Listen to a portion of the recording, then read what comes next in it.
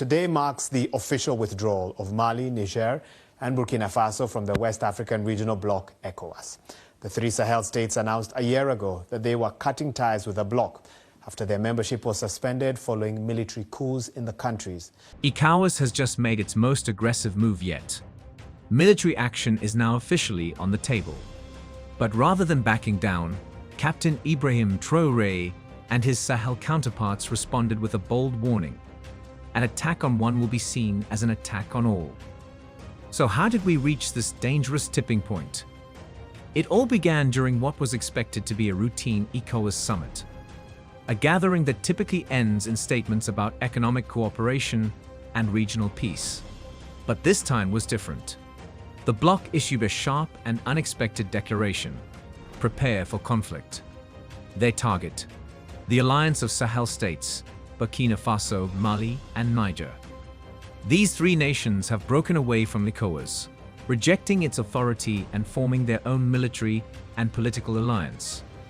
Now, Ecowas is determined to bring them back, even if it means using force. For the first time since their collective withdrawal earlier this year, Ecowas has dropped the diplomatic tone. Under new leadership and mounting Western pressure, the bloc has branded the governments of the Sahel as illegitimate military regimes. And in a dramatic shift, it's considering activating its standby force, originally created for peacekeeping, now being eyed for intervention. Though no specific country was named, the message was unmistakable. Burkina Faso, Mali, and Niger are in the crosshairs. And Ecowas isn't asking, it's demanding. A return to civilian rule, reinstated elections, and full re-entry into the bloc. No negotiations, no flexibility. Just ultimatums, with serious consequences if ignored. This kind of language, though vague on paper, is the closest West African diplomacy comes to a declaration of war. Meanwhile, in Ouagadougou, Bamako, and Niamey, the mood is not fear, but readiness. The ES alliance didn't back down. Instead, they escalated. A joint response declared that any Ecowas military action will be treated as war against all three states, invoking their mutual defense pact signed in September 2023. That agreement is no longer symbolic. It's the backbone of what they call the next phase of their resistance. And that phrase, next phase, has analysts alarmed. Because for the AES, this isn't just a political disagreement. It's a revolutionary moment. It's about breaking free from what they see as a compromised Ecowas, an institution too dependent on Western powers, too slow to respond to real African needs, and too eager to protect its own interests. From their view, Ecowas is less a union of African nations and more a tool of foreign control, particularly Western influence through France, the EU, and the US. And those powers are now watching closely. With their military influence waning in the Sahel and Russia expanding its role through weapons and diplomacy, the West sees Ecowas as its last stronghold in the region. So now the question becomes, will West Africa plunge into a regional war, or will it redefine its future on its own terms?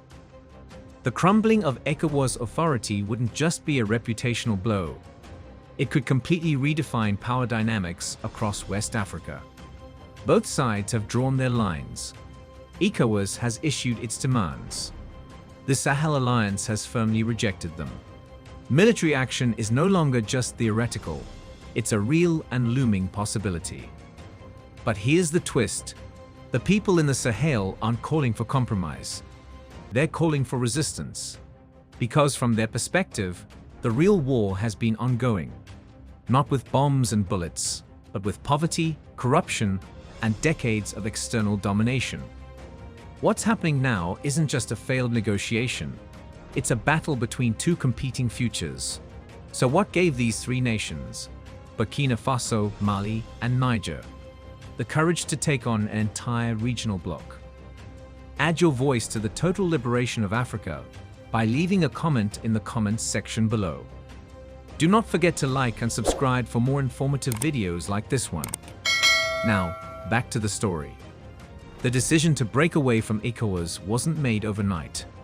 It was the outcome of years of rising disillusionment and eroded trust.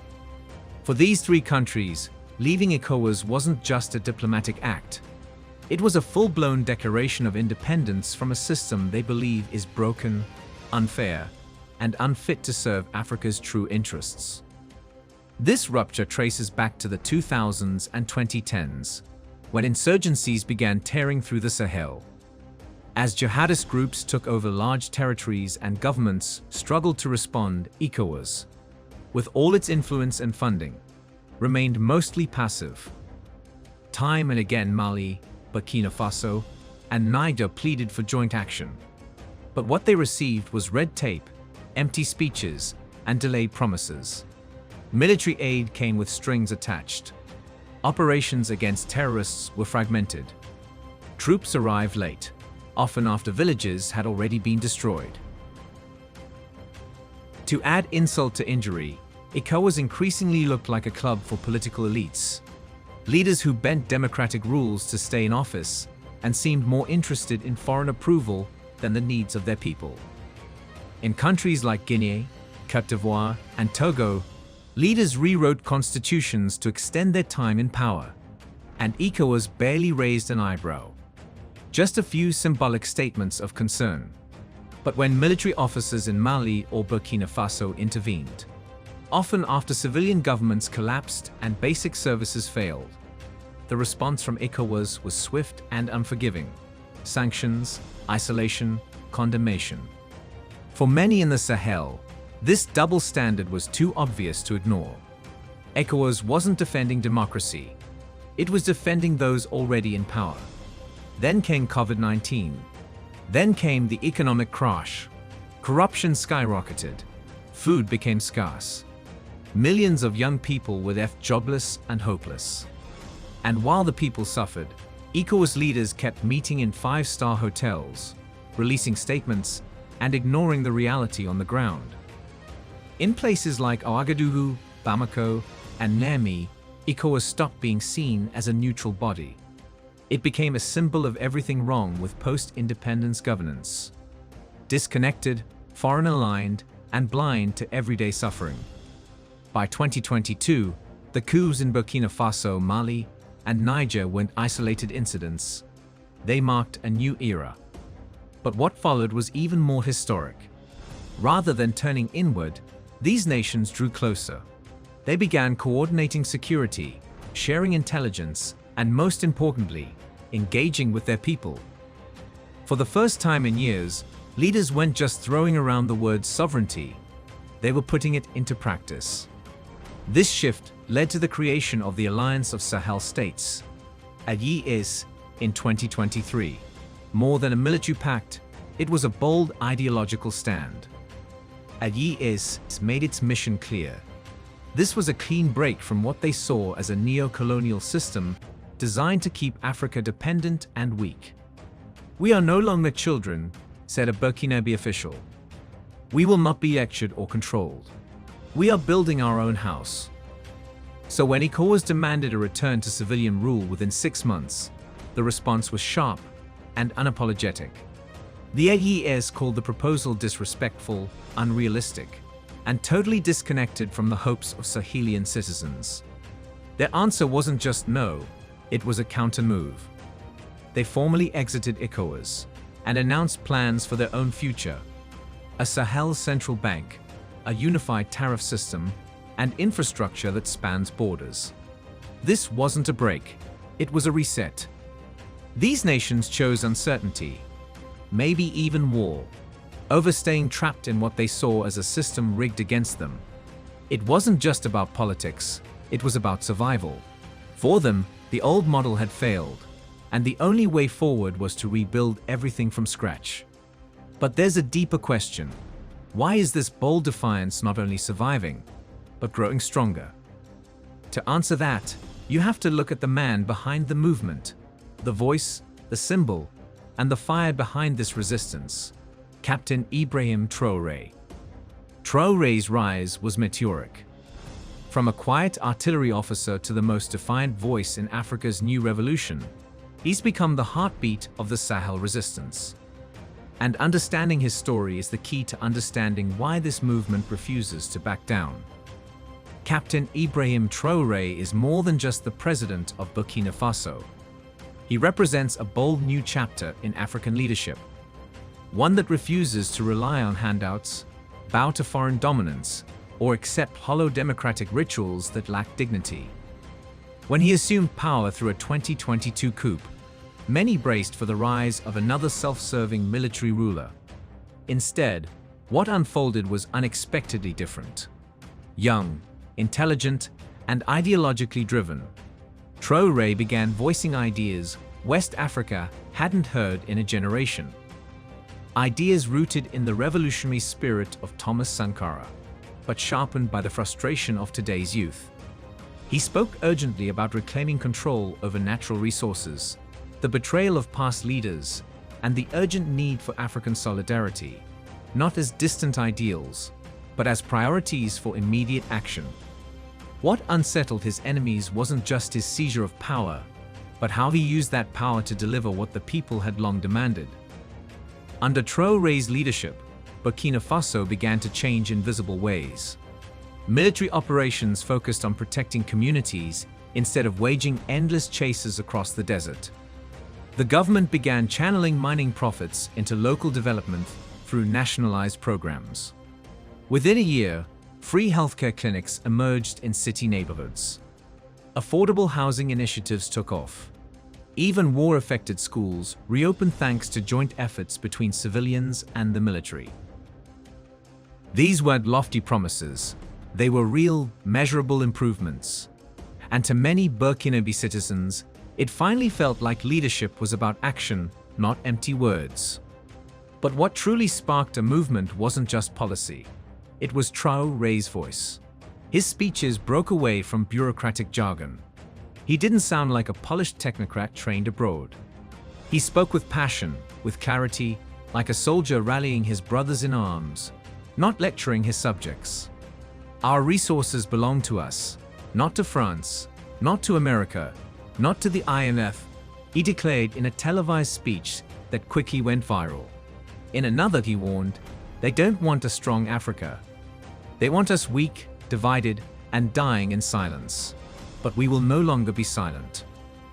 That defiant voice began resonating far beyond Burkina Faso. Supporters in Mali waved his image at rallies. Youth in Niger spread his speeches like protest anthems. Even demonstrators in Senegal and Chad shouted his name, while condemning corruption and foreign interference. Traoré inadvertently became a Pan-African symbol, not simply due to charm, but because he vocalized what millions had felt for years, but were afraid to say out loud. Detractors at home and abroad accuse him of authoritarianism, claiming he's centralizing power and sidelining dissent. But his supporters see him differently, not as a tyrant, but as a man who walked into a crumbling nation and began rebuilding it, piece by piece, with grit and determination. What sets Captain Ibrahim Traoré apart is his bold rejection of the old diplomatic playbook. He doesn't grovel before international donors, nor does he adjust his rhetoric to comfort Western allies. Instead, he's building ties with nations that treat Africa as an equal. Countries like Russia, China, Turkey, and even Iran. He's unapologetically realigning Burkina Faso's alliances, closing Western embassies, and confronting institutions like Ecowas without hesitation. In Traoré's eyes, true independence means cutting off the lingering chains of colonial control. And if that means facing confrontation, he's willing to pay the price.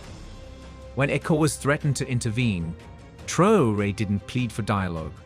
He invoked the Mutual Defense Pact with Mali and Niger. When international voices criticized the delay in elections, he didn't blink. Instead, he pointed to the roads being built, the hungry mouths being fed, and the villages being protected. In his worldview, legitimacy doesn't come from handshakes with foreign dignitaries. It comes from delivering results, and right now, those results are winning him support. Traoré has become more than just the head of state. He is now the magnetic force behind a regional alliance willing to fight, militarily and ideologically, for sovereignty.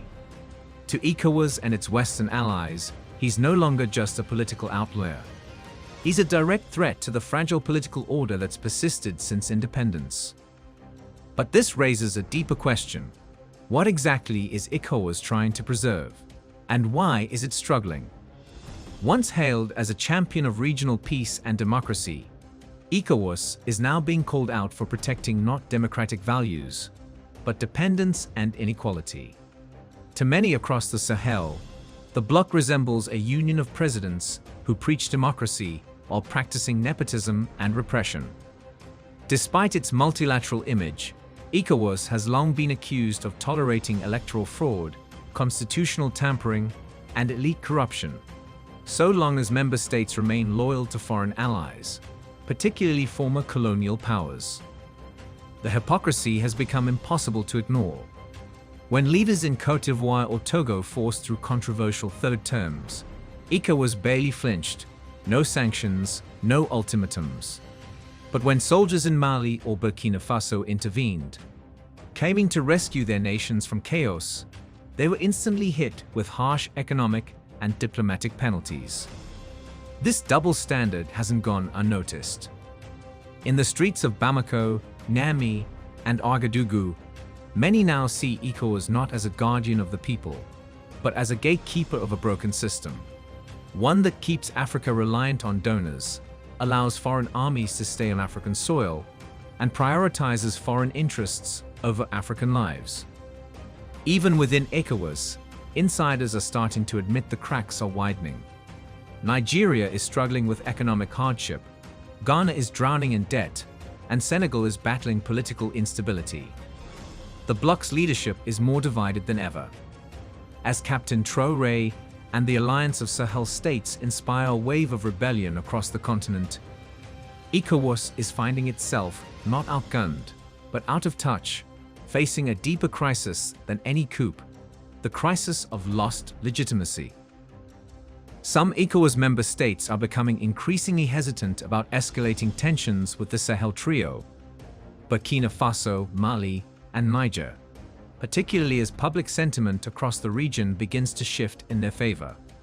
Many believe that the strongest calls for confrontation aren't coming from African capitals, but from foreign embassies pushing the bloc to contain what they see as a dangerous revolutionary tide. And that raises a fundamental question. Whose agenda is Ecowas truly serving? A closer examination of Ecowas's recent history reveals a troubling pattern.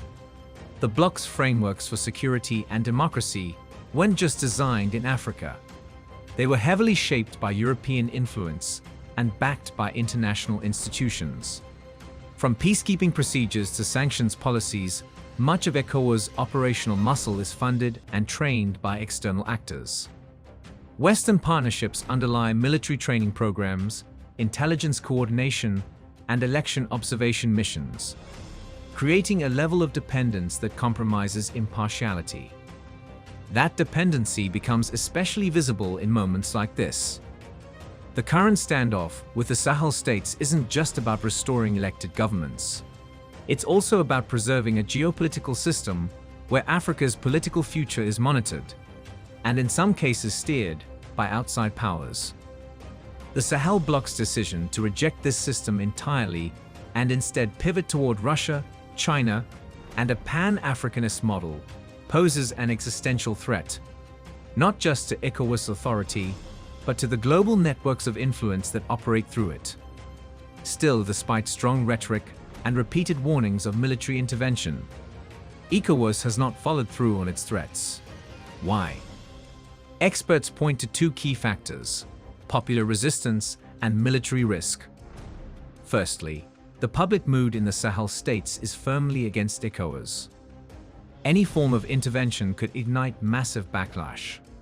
The image of African soldiers invading neighboring African countries would not only fuel anger, it would permanently damage Ecowas' credibility. Secondly, an armed intervention could spiral into a broader regional war. The Alliance of Sahel States has a mutual defense pact, and growing support from countries like Russia and Iran. Any attempt to oust their governments could trigger a military response that West Africa isn't ready for. This leaves Ecowas in a dangerous dilemma.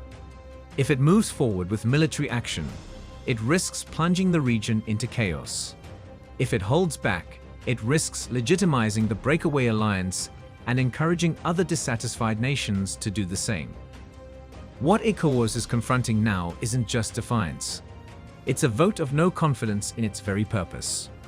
While the bloc hesitates, millions across West Africa are making up their minds, and many have already turned their backs on Ecowas. So the question remains, will Ecowas act on its threats? And why is it trying to enforce them in the first place? Tell us what you think in the comments section below. We explore the rich history, culture, and the ongoing struggle for sovereignty in Africa. Join us in this important conversation by subscribing to our channel. By subscribing, you're not just staying informed, you're becoming part of a movement dedicated to reclaiming Africa's rightful place on the global stage. Hit that subscribe button and turn on notifications so you never miss an episode. Let's work together to spread knowledge and inspire change.